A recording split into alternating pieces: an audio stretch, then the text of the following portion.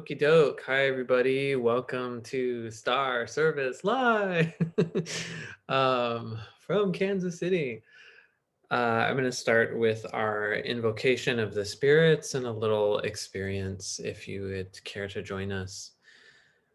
So I call out to the helping spirits to be here with us. I call out to each of our personal helping spirits, both yours and mine, and all the many forms and faces they take, of anyone who may join us here at any time, non-locally or at another time. I call out to you, helping spirits, to please be here with us and lean in as we do this work. I call out to each of our ancestral helping spirits, all those that lived well and died well as humans, were able to cross over and return to us as true ancestral helping spirits. You luminous ancient ones, we ask you to lean in here and work with us, be at our backs and maybe be the shoulders underneath our feet on which we stand, and be the whisperings in our ears for the questions that we need to say, for the things that we need to hear that we weren't quite paying attention to, and help us to have a clear pathway from head into heart into belly, so that what we experience and do here within this circle can be good and true and beautiful and actually really resonate through to the essence of ourselves. I call out to each of the spirits of the land and the great spirits of the land that hold me here in Kansas City and that hold you wherever you are joining us from at any time. I call out to you, spirits of the land, and ask for you to just continue to do the thing that you do so well, which is just doing your you-ness, manifesting yourself in the world in a way that is always exemplary of the expression of a purpose, the expression of life in a way that is good for all life. We ask you to lean in with us and help us to really resonate with that. And I call out to each of our oldest ancestors. I call out to the earth herself, earth, ancient dreamer, earth element in all the many forms you take. I call out to the fire. You, elder fire, I ask you to be here with us and help us to be warmed and connected in this space.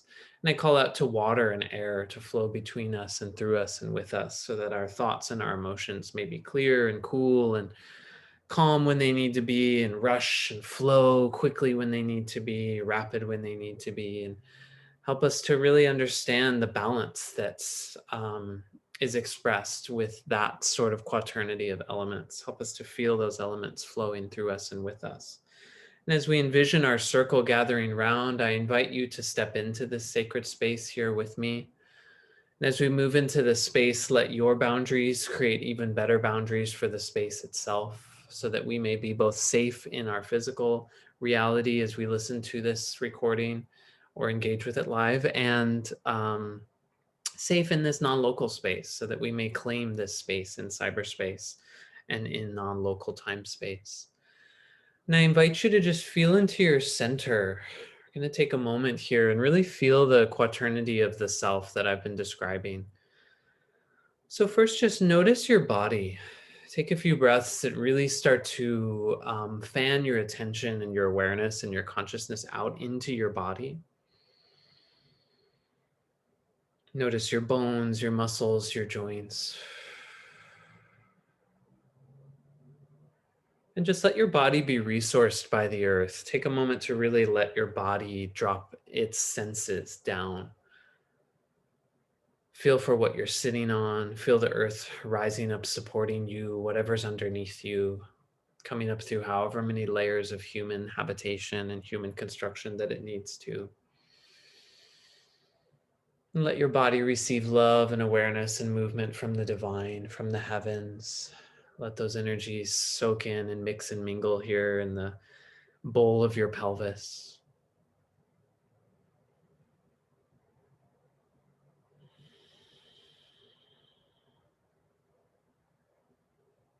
And as you engage the presence, the physical, literal presence of your body, allow that to be the substrate for the next layer. And just let your mind and your awareness click over to your emotions, or you may think of it as your heart. And notice where your emotional body sits graphically relative to your physical body. If you find that it's kind of bound up in one corner of your physical body, or maybe even not in your body at all, what can you do over the next few breaths to make your physical body feel a little safer so that your emotional body can fan out within it? And trust that it is possible that sometimes just the awareness itself of just choosing to let my emotional body flow into my physical body and take up the space that I have can do the trick. You might notice your emotional body fanning out into the boundaries that are around your physical body so that you really can take up your space and feel what is true for you in that space.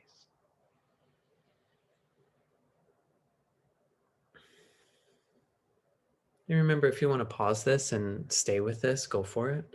But if you feel ready, move up to your mental body. And notice for a lot of us, it tends to be kind of up in the ether, ideally, maybe just in the head. And up in the ether is probably like not the best place for it. But see if that nice, heavy, watery base of support that you've described with your physical and emotional body can act as a bed for your mind. And imagine your mind just starting to unfurl its tendrils to fan its energy out into your physical and emotional body. Notice what happens when these three elements come online together within your immediate physical space, here and now. Let your mind tickle and touch your bones. Let your mind envision your muscles, the connective tissues. Let your mind settle into your organs, spreading out through your nerves and your nervous system. And let your mind and emotions touch. Remember, they're really more like cousins. They're not so different after all. They just kind of resonate at different frequencies.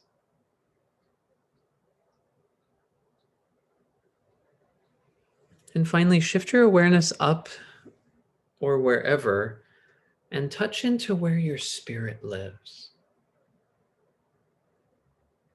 Notice if the spirit is somewhere else and needs to be drawn and welcome and invited back. Notice if the spirit is kind of cramped up somewhere inside of your body or inside of your space. Or maybe it's really far flung. It's kind of like stuck in a tradition or a church or another teacher. See if you can invite your spirit to bring its infinite radiance and wisdom into the finite. Let your spirit come into balance here with your mental, emotional, and physical bodies.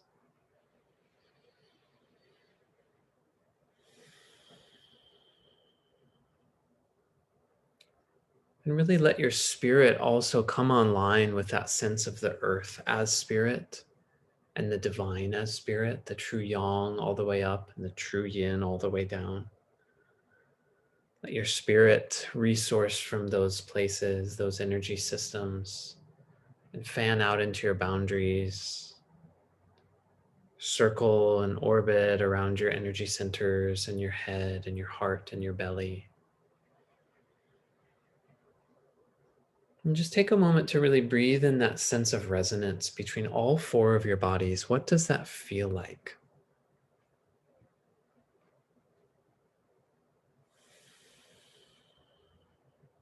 Remember that this is a state you can practice, you can always come back to. And if you feel like you need to, you can take a little energetic snapshot here. If there's something really juicy, maybe scribble some notes that you want to come back to and explore. And if you did notice something like, my mind really hates touching my emotions or something like that, just try to notice that with curiosity and compassion for yourself. We're not in the space of fixing those things right now, but noticing them is super good. And then take a moment to just let that resonance center back into your heart so you can be heart-centered as we engage our work. And if you feel like it, you can open your eyes. If you did close them, stand up and move around, whatever you need to do. Okay, I'm going to talk. Thank you, everyone, for joining us. Oh, and I want to give deep honoring and gratitude to all that have joined us in circle here. Spirits below and above, spirits at all directions. Thank you so much for holding us. May all children know that they are loved. May all children know that they are safe. May all children know that they are one with the heavens and the earth. And may these proceedings go forward in a way that is good and true and beautiful for all life. If you want to donate to support the work, my Venmo's on my website, I think. It's just my name with a hyphen between it. It costs a lot of money to give of myself this cheaply, to misquote Dolly Parton. My hypothesis is that the universe or the earth or whatever this sort of larger field of resources that is currently resourcing me in my life is encouraging me to play with this hypothesis that if I'm just my truest sense of self, the resources will take care of themselves. And that part of that means, really reconciling and engaging with my privilege and engaging with exploitation that's done in my name and really working to redress and repair and redistribute resources in an equitable way. But that part of it also really means I really have to take ownership of who I am, the things that I'm really here to do, that if I center those things, the work will come that supports me. I will be enough in the moment that I'll be able to take the actions that I need to keep finding the money to support myself, whether the work is paying, whether my process of and my purpose are actually paying me or not.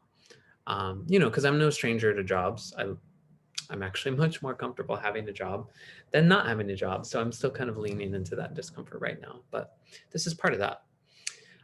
So I wanted to talk more and more simply and hopefully elegantly than last week about health. What is health? What is healing? How do we get from one state of health to what hopefully feels like a deeper or truer or more sustainable and effective state of health and enjoyable state of health? Um, and yeah. And then for me, the next step is energy is a part of that. What is energy? So we talked last week about how health has something to do with being in alignment or in sort of active, healthy expression of your purpose, of your soul's medicine, which is not a job title, but an energy that you're growing and developing throughout your life. So that hypothesis, still one that I'm working to develop and really center in my life, that comes from my shamanic teachers with Last Mass Center and the cycle teachings. It led me to think about Tori Amos. So Tori Amos is really funny. One thing I love about her, typical Leo, you either Tori or you don't. And if you Tori, you Tori. Like she's very polarizing, I think. And my mom hates Tori Amos, like for whatever reason, just doesn't see her. I love Tori Amos, obviously. Done a lot of Tori drag over the years. Still a go-to in my life. I do a lot of trance dancing to Tori Amos and crying and screaming, all kinds of dance process that the Jungians would be shitting themselves if they witnessed it. And it's like, it's a Tori Amos ballads. But I was thinking about Tori because I was thinking about, okay, where in the pop culture is there an accessible and easy model for me of someone really living their soul's purpose in a way that is growth oriented, is consistently transforming, challenging themselves, isn't growing complacent, isn't just a commercialized version of themselves, etc. And I thought about Tori Amos because for me, I was thinking about how I often tend to get lost in questions of scale. So I think, well, if I'm doing this thing, then I should do it really big or else it's not effective. If I'm helping one person, it's not as effective as I could be helping 1,000 people, let alone the 8 billion people on the planet. You know what I mean? Which if you go that macro, which my mind tends to do that, it's like a really good way to psych yourself out. So I was thinking we really all need to just be living our soul's purpose within our sphere of influence. Some people really do have a calling to a wider sphere of influence. Some people don't. Some people like me, I have a real clear sort of duality in my life between the wider spheres of influence and the smaller spheres. And there's this consistent creative tension for me in that. And all people astrologically do have that tension. It's not necessarily that your wide is going to be my wide, but we all have the immediate, which I locate that in the third house. and the transcendent, which is, I locate that in the ninth house. So that's one way to look at it. Just like we all have self and other, it's all creative tension between those poles, though it's going to look really different for each person. But I was thinking about, you just have to find that context where people really appreciate you for you, and your you-ness is the thing that you're bringing to it. Like, sure, I brought my you-ness to waiting tables and to doing sex work, which are two long-standing career options that I, did, to teaching yoga. Same thing. It was a lot of my you-ness, but my you-ness just never fully, like waiting tables, for example, really can't be myself when I'm waiting tables, because myself kind of runs counter to the whole commercialized food industry to begin with. And so I was constantly coming up against that. Same for me in sex work. I just really couldn't, my you-ness was not fully being seen and appreciated within that frame. So I'm looking consistently through my process for more places where I can really be myself. But I was thinking about Tori and just looking at her as a really beautiful example of someone who's just so herself and really polarizing. Not like, she's never been Madonna, never gonna be Madonna, but she has this really core, fervent fan base that is so obsessed with her for who she is. There's an amazing video that I love. It's like the making of Boys for Pele video. You can find excerpts of it on YouTube. And she's just such a fucking weirdo. And she's at the prime of her career at that time in terms of commercial attention and like attention on her, because it's like an MTV thing, I think. But I just like her, the fact that she exists, no one else plopped into her music, into her position would be making the music that she makes. And there's just something really unique about that versus many of the pop stars now, which, like, whatever, I'm not railing against pop music. I'm obsessed with Kaliukis right now, who has her own pretty cool you-ness going on, because she's kind of taken these disparate aspects of her identity and made this bilingual record that's like really beautiful. And it's like, and it's like not even the best Spanish, you know what I mean? Like, not that I'm the judge of that, but it's like, it's just so very her. I really like that. But there's certain pop stars, it's pretty manufactured. Anyone could kind of do this and fill in for this and sing this song. But the Tori is just so her. And so I really was thinking about that. And I was like texting with my friend, like, just Tori Amos existence, period. Certain people just get that. So I'm just thinking of that, like, where in your life are you Tori Amos? Where you have that fan group that's like, yes. And it doesn't have to be people. It's just that energy of, yes, I click here. This is the thing that I can do. Now, unfortunately, a lot of us, due to trauma and the way that our culture wants to flatten people completely against ever finding that place, we may be really far from that. So it's, if you're like, that's fine, that's normal. Don't beat yourself up about it. But that's something to think about in terms of health. So I think health really has to do with a lot of how much time am I really spending doing that thing that is just my thing to do. Not that I'm necessarily going to get paid for it. Certainly most of us are not going to be famous for it. To be honest, I don't want to be Tori Amos level of famous necessarily for everything that I do. That sounds actually quite overwhelming. I used to really want to be a famous singer, and I'm really proud of the records I made, and I probably will make more records, but I do not want to tour full time. It sounds exhausting. I want to sit in my room and write books and make podcasts. So, you know what I mean? That's just me. And I want in-person community. I don't want thousands and thousands of people to be my community. That's just not that would fray at my energy, versus like certain people, it's really, really what they need. So yeah. So healing and health. What is health? Besides it's, I'm having an effective, sustainable, and enjoyable, consistent output of my purpose into my life, and I'm growing through it and I'm changing with it. Another way to look at health. So let's forget about the elements that I brought in last week, because I think that got too complex. Let's just look at those 4 bodies. What are they? Mental, spiritual, physical, emotional. Body, mind, heart, spirit. Health for me is an equitable balance between body, mind, heart, spirit. Notice I didn't say equal, because as we know from social justice, equal and equitable are not the same thing, because a person who, say, needs to be in a wheelchair in order to get around does not need the same things that I need. And if you just give that person the same things you gave me and say, there, you're equal, that person's not going to be able to do what they need to do necessarily. Same with me. If the situation was reversed, you can't just give me but an equitable thing is where we find a bar that the most amount of people can reach. And so, an example in social justice often is like, if you're making it accessible for disabled Black trans women, it's probably going to be accessible for everyone else. Like, you think of that graphic with the guy shoveling off the stairs so the kids can go up the stairs. And he's like, I'll shovel off the ramp after so that the kid in the wheelchair can go up the ramp. There's snow on the stairs or whatever. And the kid in the wheelchair is like, yeah, but if you shovel the ramp, everyone could just go up the ramp. So you kind of need to have a balance between the ramps in terms of your four bodies. My physical body does not need the same things that my mental body needs. I do not want to force some sense of like pseudo equality. I want to have an equitable balance between them. And that's going to look really different relative to what I'm doing in my life, very different relative to each person, which I think is another reason why equity is an interesting idea versus equality.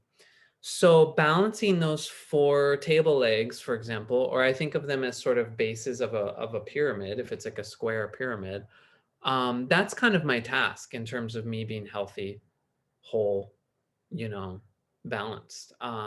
One thing that I do know is that each of the bodies need movement, they need exercise, they need expression, they need attention, they need care, they need love, they need rest. So all bodies kind of need the same thing. My spirit body doesn't need rest in the same way that my physical body does.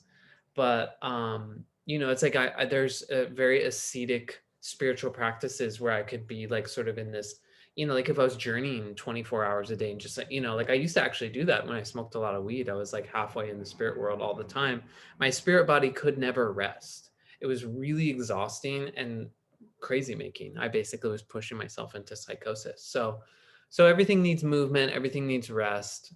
The questions again that I ask a lot, is it effective? Am I doing what I think I'm doing?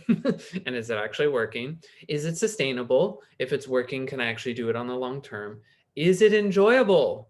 If it sucks, even if it's effective and sustainable and it's not actually rewarding me in some way, then there's maybe something that should be tweaked. Not that everything should be sunshine, rainbows, and ice cream all the time. Certainly not comfortable.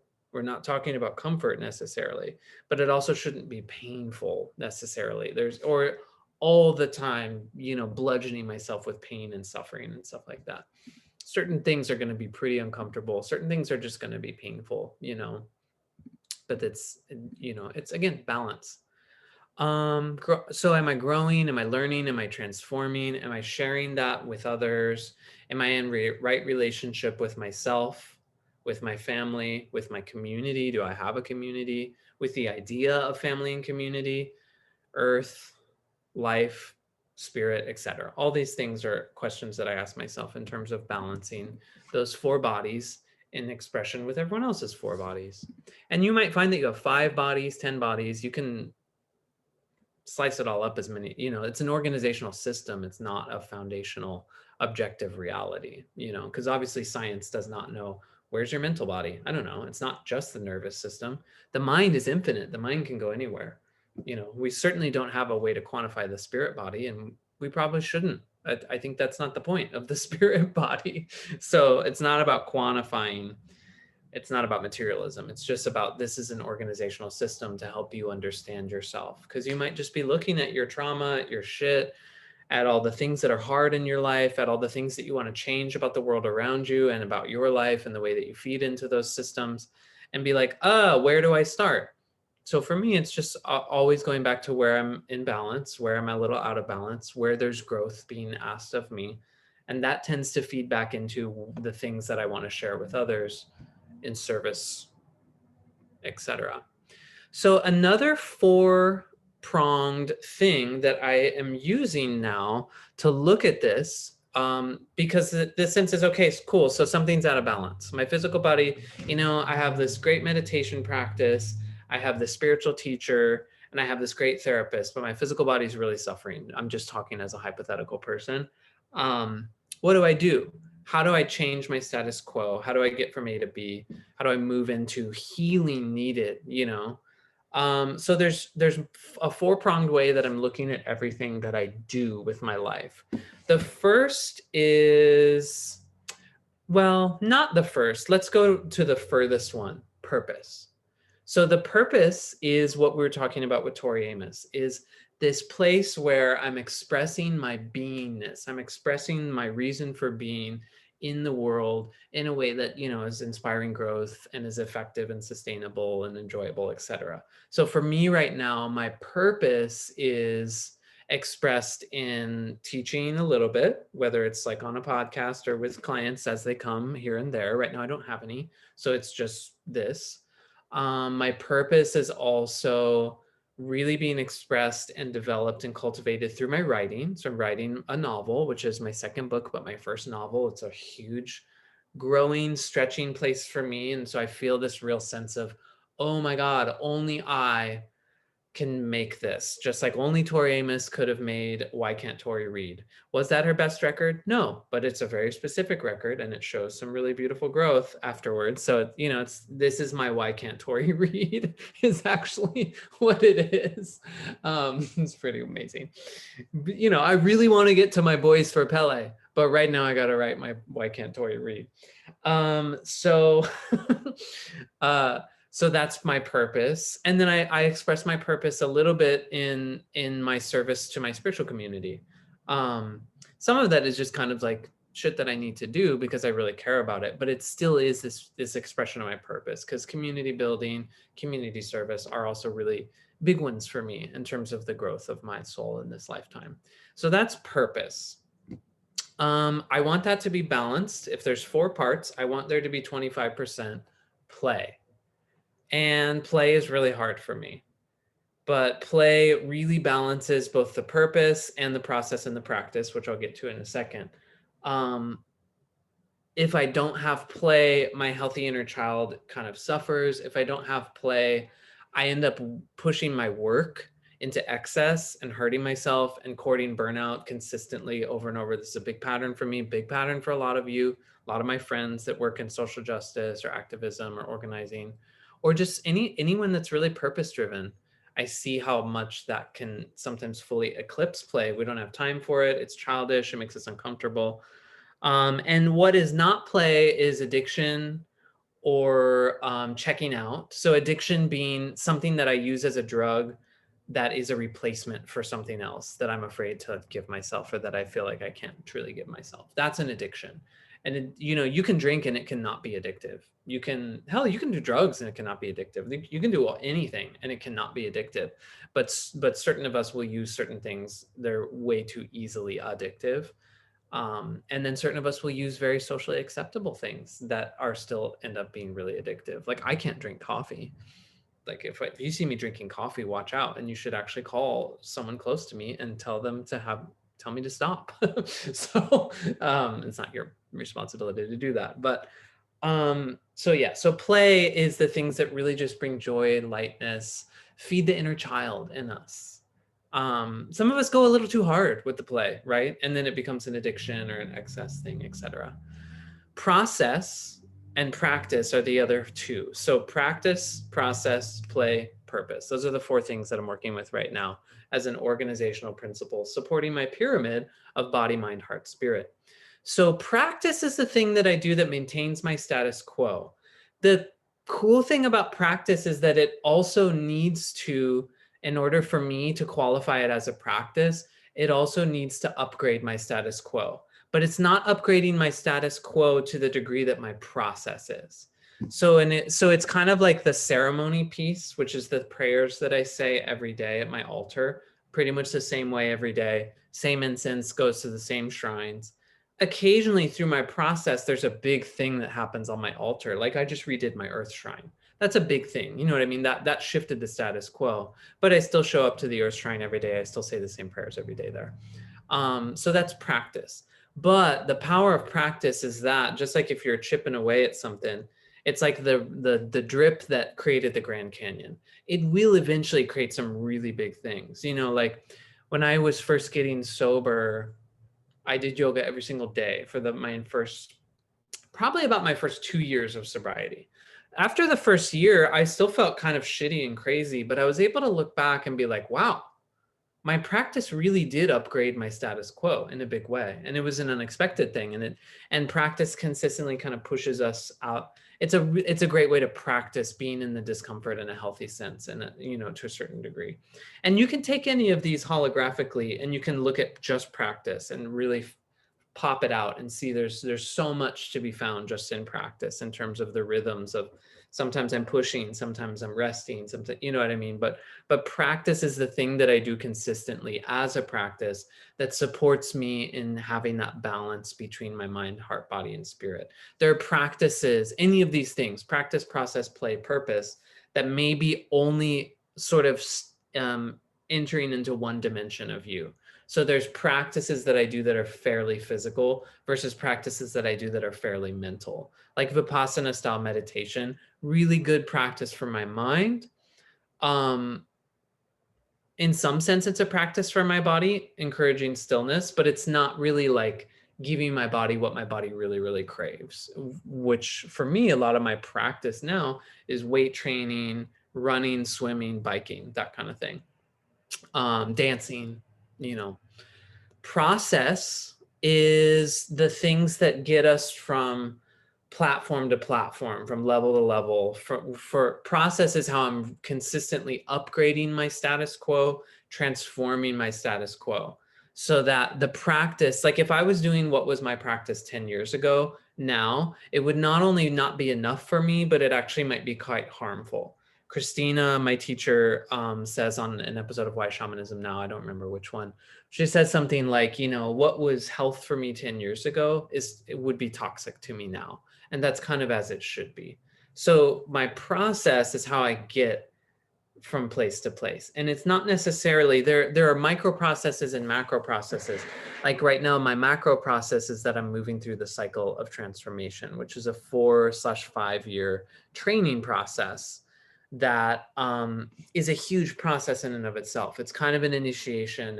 It's all about dismantling the false self. It's a big deal. It's not, it's a very big upgrade of the status quo. But each year of the cycle is sort of a micro process for me. And right now I'm in these 2 gap years mandated by COVID.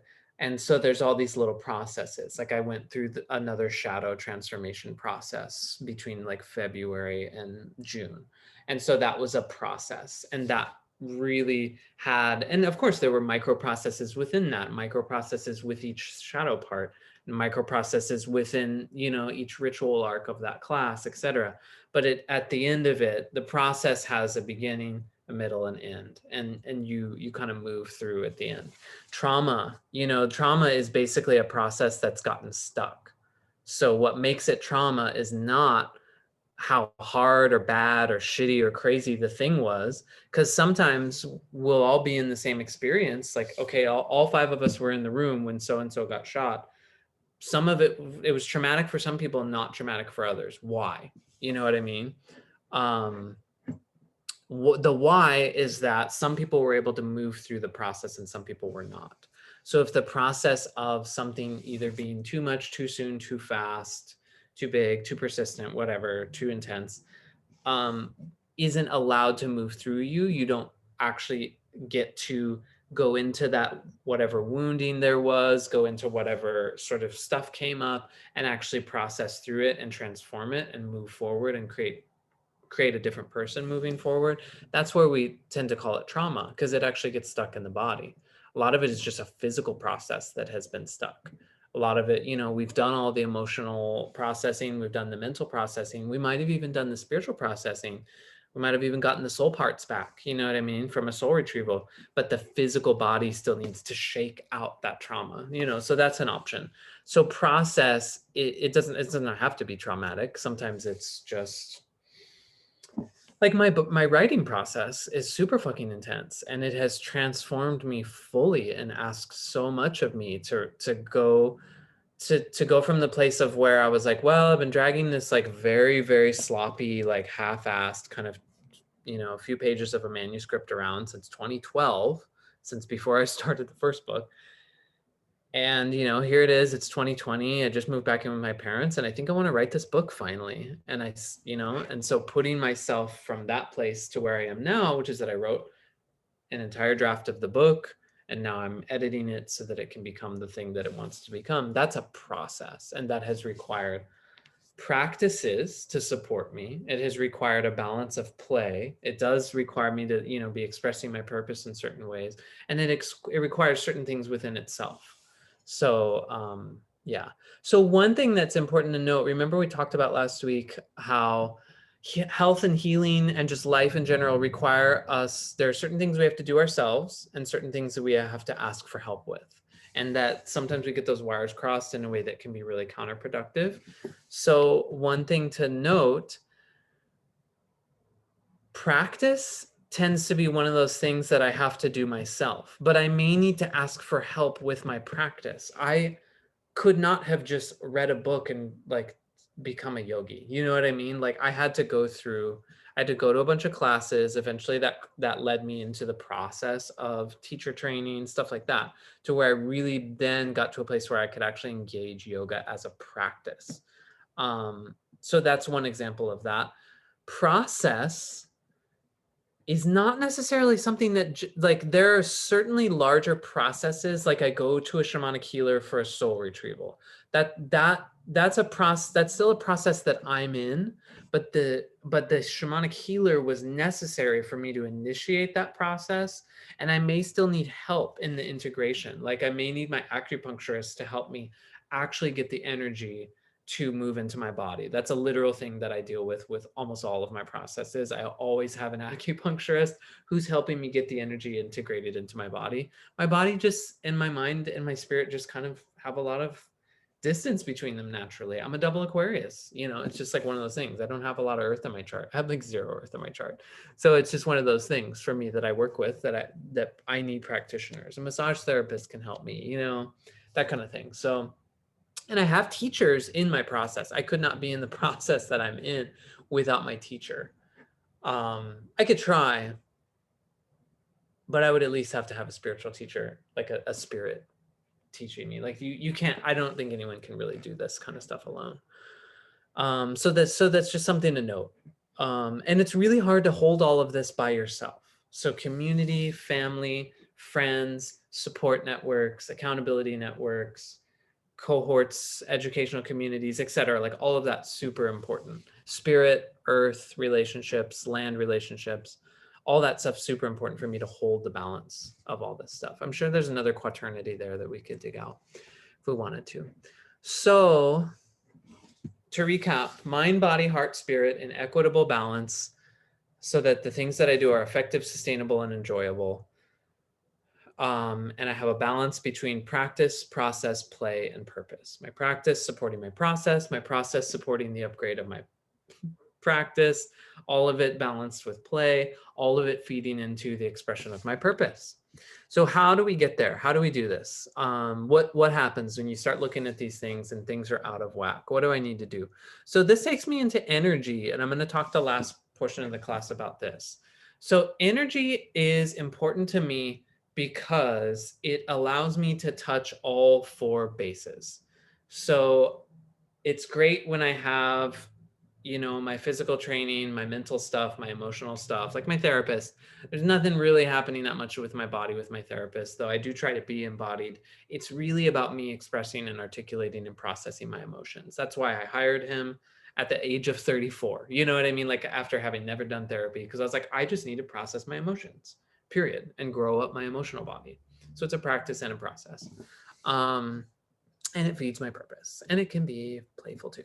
But but the real bang for my buck is the practices and processes that allow me, and all the things that allow me to touch all the elements and bring all the elements into tandem, into gestalt together, and let them be all touched and balanced and moved and exercised through that. So energy is really vital for me for that. And I was very averse to working with energy for a long time because people that I encountered early on in my life, like in my teens and early 20s, that talked about energy, they rang so intrinsically bullshit to me. There was so much, well, I read this in this book, and so that must be true. Or this is a very idiosyncratic experience that I've had, and so this must be true. And I'm using it to manipulate you, that kind of stuff. There's just a lot of crap around there. There was no one that I met for many years that seemed to have a consistent, coherent cosmology within which their energy worked. I always reached to comic books for that, but comic books are also, it's a lot of conjecture there. The way Jean Grey's telepathy and telekinesis works is not the way that my psychic energy body manifests and expresses for me. It's just not. Though, you know, the symbols that in the imaginal qualities that I got from comic books definitely help, versus someone who's only ever read, like, you know, Hardy Boys novels or whatever, and like is stuck in the realist frame. But I met someone early on in my early 20s. She was the first person that like actually spoke to energy and actually had training in it. And she had trained at the Berkeley Psychic Institute. And that was really pivotal for me because I felt that resonance that I had felt with other like psychic or intuitive, empathic people, but she wasn't a creep about it. She had all this training. She was really fun and great. And so I was like, oh, cool. Oh, okay. So there's this whole world of people that actually take these things seriously. And gradually that led me to the people that I'm studying with now that have a very, very coherent, very simple, practical, energetic system that we work within. A way that most people balk when we start to talk about energy that I want to approach directly is, what is energy? Because there's a certain frame that many, and I would actually say most spiritual teachers take, because we just don't have that much time to really like go there. And it's quite conceptual to really understand what is energy and why it works. But so let's define it. But a tack that most teachers tend to take is that there's this underlying layer of reality that science cannot fully quantify or even quantify at all. So it's not electricity, it's not the nuclear, lesser or weaker nuclear force, it's not gravity, it's not plasma or heat or anything, or light that we think of as energy, but there's this underlying layer of quote unquote energy that is the more real backdrop upon which everything else is built. And so certain religious and spiritual traditions consider that real and everything illusion or Maya or whatever. Other traditions, you know, think of it as the dream, and maybe think of it as less real, whatever. Certain traditions, certainly the dreaming is actually the real, and everything else is sort of this, you know, the physical manifestation of reality is the most dense, you know, it's maybe the lowest vibe or whatever. So there's all these kind of materialist ways of thinking about energy. That has never worked for me fully. Though I will say that in terms of me dropping anchor and grounding my body into the earth, which is an important foundation of my energy practice, I do need a graphic sense, a physical sense of things. If I don't have the physical sense of down, it doesn't tend to work as grounding. So, but that does not mean that I think or believe that that the real reality, there is a cord between my root chakra and the center of the earth. So this is where I break with a lot of spiritual traditions, because for me, I want to define energy as relationship. And actually, I want to define it further as energy is a symbolic representation of relationship, with the caveat that which we can work with and that actually affects all parts in relationship to one another. So the energy of my grounding cord is a symbolic representation of my relationship to the earth. And it works as such. It qualifies for me as energetic or spiritual, imaginal, however you want to think of it. But for me as energetic, because it actually intending to that with my sensory body and opening my senses to that grounding cord and engaging it directly through practice and process, it actually affects the health of my physical, mental, emotional, and spiritual bodies in ways that I can actually quantify and notice. I can't necessarily go into a lab and have them measure them, but we haven't actually tried. So potentially I could, you know what I mean? So that's neither here nor there. I don't care. It works for me. You know what I mean? My life is better.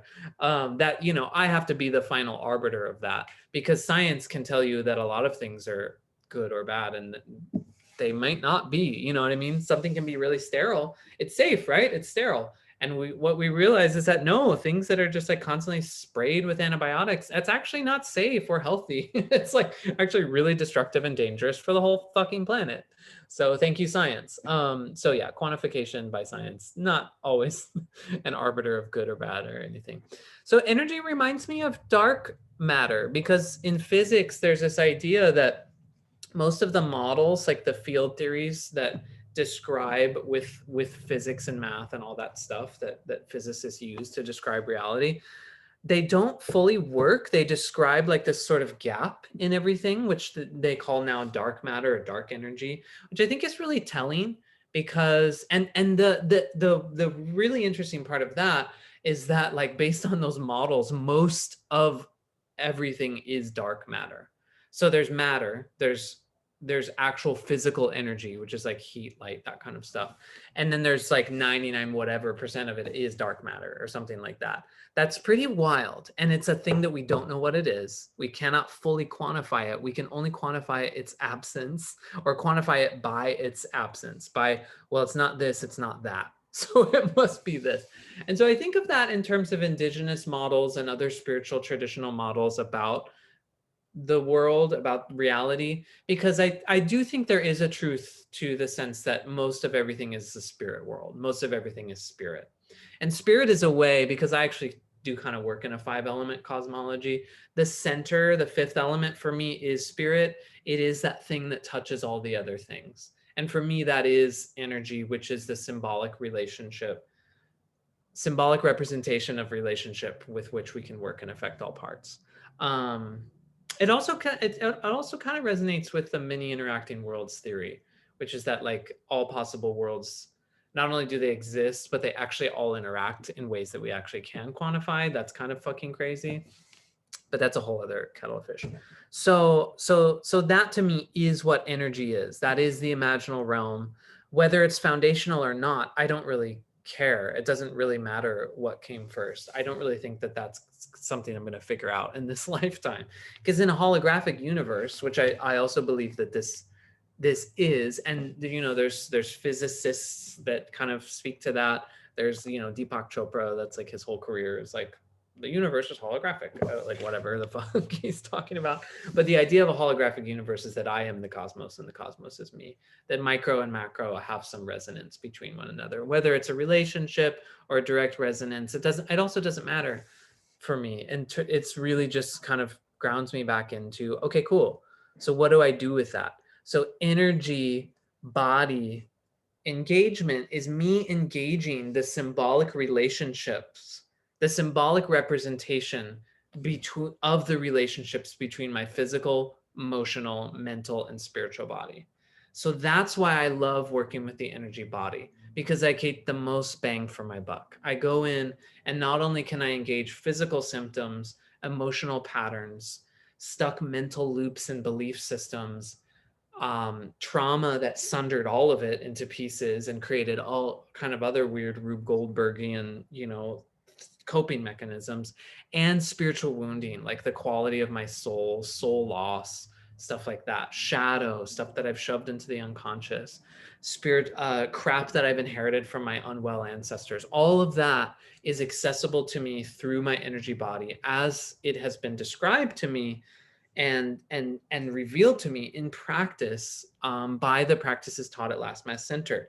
That's why I teach this stuff, because it actually fucking works, and it works for me conceptually. It's not because I finally found the coolest cult to follow, or finally found the coolest teacher to follow, because my teachers so often piss me off, to be quite frank, you know, and they know this. It's just that the shit works. And it's endlessly interesting to me that it does work, because I was ready for it not to work. And so the story I bring to that is when I first learned what we call energy body clearing, and which is grouped under the header deep liberation, which was also described in a book by my teacher and mentor, Langston Kahn, who I highly recommend you read this book, because if you're interested in developing these practices, because it breaks it all down in a book form. We also teach it in classes as part of Last Mass Center online. So if you're not sure how to find that stuff, just message me, because I manage the social media for them too. So I can just link you to it. But when I first encountered the clearing practice, I really thought that healing and health and maturity and growth were just find the best coping mechanisms you can possibly find. Find the practices that make you the least shitty of a person and just do the fuck out of those practices. I had no understanding of the processes that these constant triggers and constant re-upping, regurgitating of trauma and these constant projections I was finding and feeling, etc. I had no idea of the processes they were asking me to do. And when I learned the process, I had no idea that something so simple as moving in visually and imaginally into my inner landscape, finding where stuff was stuck from my childhood, engaging that energy in a way with a conceptual frame of me stepping in as the adult that was not able to step in at that time, and allowing that mechanism to change and move and transform and be reintegrated into my current time energy body. I had no idea that that would be so easy, that in half an hour I could change patterns that I had dragged around for 30 years. Half an hour, guys, and it's not bypass, and it's not tapping, and it's not holotropic breath work where you're blasting it out, because that works, but then you don't even know why it worked. You know what I mean? This engages us on the level of energy, physical, emotional, mental, and spiritual, and also on the level of story. I actually have a deeper understanding of my past from doing this work. I didn't change the past, but I really have altered the past's effect on me. My relationship with my father changed in that first clearing that I achieved. And that relationship, I was sure, would haunt me through the rest of my life. I saw my father's physical abuse of me in childhood in every man I interacted with, period. And I was manifesting that actively because energy is powerful and we are powerful. And the more yoga I did, the more powerful I became. And so I was experiencing violence from men. You know what I mean? Like I was in a cult run by a rapist. Like that was the apotheosis of me not tending that trauma, because no one taught me how to do it. You know what I mean? It's not my fault necessarily. It's kind of my culture's fault. But here we are. So here we are. Now we have this thing. It's really simple, practical, effective. Anyone can use it. You don't have to believe in energy. You just have to be willing to show up with your own five senses and feel what's there. I can't tell you, I can teach you how to do this. I cannot tell you what's there. And any energy practitioner, quote unquote, who's going in there and messing around in your body with where you're holding your father's abuse or whatever, probably a red flag, probably not going to be that effective, because really this relies on us making choices. Because in those moments, I made a choice, whether I knew it was a choice or not, whether I was a child or not. And so the clearing practice that we practice is about going back in and making a new choice, essentially. So that's why I love it. So there's the practice part, which is energy body mastery, which is just grounding, boundaries, cleansing, just getting the gunk out, making sure I have boundaries, stuff like that. And then there's the more process oriented thing, which is also a practice in and of itself, which is energy body clearing, which is going in and realizing, oh, no matter how much I meditate on my boundaries, they're always really shaggy. Oh, this is why, because this child believes they need to be shaggy. So those are the two main prongs of the deep liberation process. This stuff, bar none, changed my life more than yoga. You know what I mean? Like more than anything, like more than all the things that changed my life. This is the linchpin around everything that turned for me, around me healing back into relationship with my family after a lifetime of estrangement, around me healing back into a relationship with humanity after a lifetime of exile, abuse, and violence, mutual violence, and me healing back into relationship with my purpose. So I really am a big fan of these things, obviously. I want to teach them. I'm not always the best person to teach them. That's why there's classes, Last Mass Center, and our small but growing practitioner network of other teachers are all teaching this stuff. If you want to work with someone who doesn't look like me, or who just isn't me. I have friends that teach this stuff that are awesome, many of whom, actually I'm the youngest in the group, so they're all more mature than me in many ways. So yeah, so I'm a super big fan of referrals and of connecting people to the network. And there's other practices too and processes. I'm not saying that this is the only one. It's just the one that's been made it most available to me in the most accessible form, that's most coherent, by people that are actually practicing it and not just teaching it. So, and the quality of those teachers speaks for themselves when you encounter them. It's just like, oh, I thought these people had just had these perfect lives. No, they just cleared their trauma. It's actually just what it came down to. The only other piece that I want to add before I close is that there's a whole other layer of energetic / soul level stuff that you do need help with. And so we used to call them unclearables. Now we call them what, roadblocks or something like that. They're really just things that I can't clear on my own. Soul, the soul is real. It's part of my spirit body. It might actually also be a part of that whole axis that touches all the bodies. I believe that it is.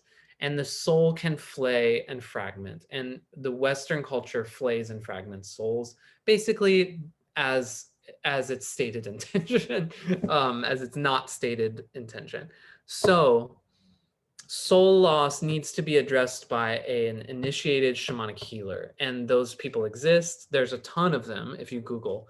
I would not Google, I would ask me, because I have encountered a lot of people. Yeah, this person did a soul retrieval for me, but they didn't tell me anything that happened.